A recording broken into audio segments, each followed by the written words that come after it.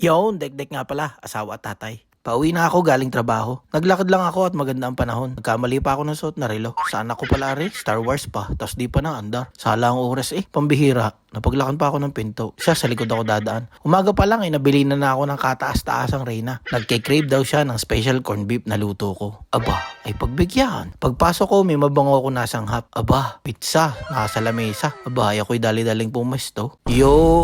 Bawal nga pala ako na At ako'y nagda-diet. Tsaka wala pang bawas. Baka maumpisan ko maubusan kong mag-iin ako.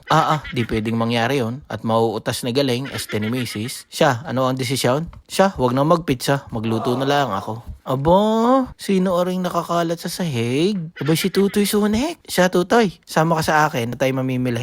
Sinakay ko na uli si Tutoy at kami nagpunta sa Tesco. Pagkatapos hanapin ng mga kailangan pumila na ng makapagbayad. Yun, iskan. Huwag kalimutan ng club card. Yun, card ni mami ang gamit. Tara nang bumalik mga kasband at nang maipakita ko sa inyo ang lutong ito. Let's go. Kamatis, corned beef uli, spam, sibuyas, panakot sa aswang, kamatis, spam, patatas, corned beef na nahiwa, toyo, liquid seasoning. Ala, kawali na pala iyon.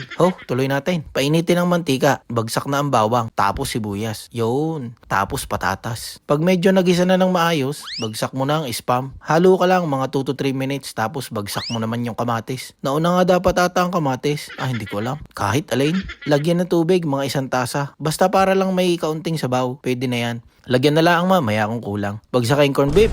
Yun. Iba ang itsura ng corned beef dito kaysa sa nabibili sa atin ha. Sa pagkakaalam ko, mas mapula yung nasa atin. Pero hindi ko sigurado kung may ganitong itsura na nabibili kayo dyan. Share nyo naman sa akin. Lagyan na ng tuyo, tsaka liquid seasoning. Tansyahin nyo lang. Basta wag sobra at wag kulang.